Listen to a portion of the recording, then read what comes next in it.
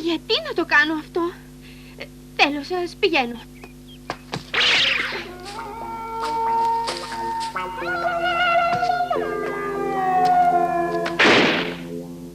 Καμπά. Γεια!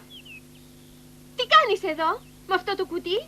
Τι θα έλεγες αν έκανα αυτό κουτί για το φαγητό μου? Κουτί για το φαγητό σου? Ναι, κουτί για το φαγητό μου. Να το γεμίσω ολόκληρο με ρύζι και... Να το γεμίσεις με ρύζι. Και να το σκεπάσω με τηγανιτές καραβίδες. Τηγανιτές καραβίδες, καραβίδες. Και θα τα φάω όλα.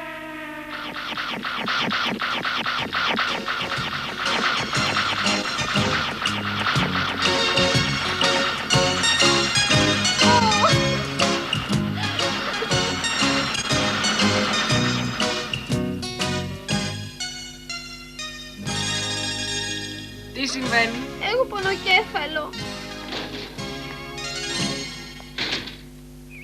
Μην είσαι ντροπαλή.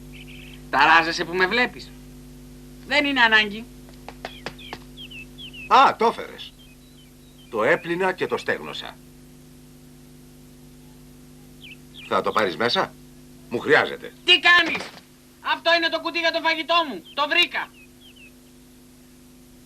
Αυτό είναι ο σκουπιδοντενεκές. Δεν είναι κουτί για φαγητό.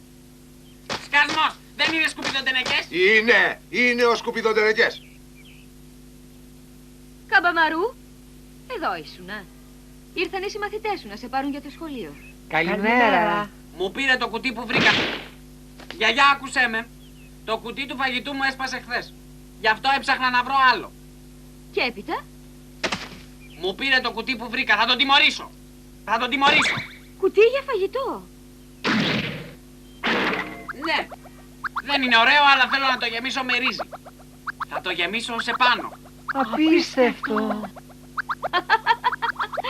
Αυτή είναι μια καλή ιδέα, Καμπαμαρού. Αλλά αυτό είναι ένα σκουπιδοντενεκές. Σκουπιδοντενεκές. Κατάλαβα. Κατάλαβα. Σκουπιδοντενεκές. Μα έχει τόση σημασία? Συγγνώμη. Έχει τόση σημασία? Να, δεν ήθελα να πω. Κυρία, θα πάρω καινούριο σκουπιδοντενεκέ αύριο. Έτσι, για σήμερα, μπορώ να βάλω κάπου αλλού.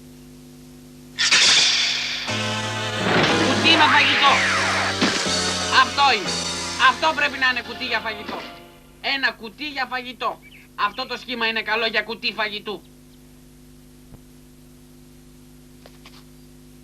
Τώρα το κουτί του φαγητού είναι έτοιμο. Πάμε στο σχολείο, φίλοι. Πολύ ωραία, Καμπαμαρού.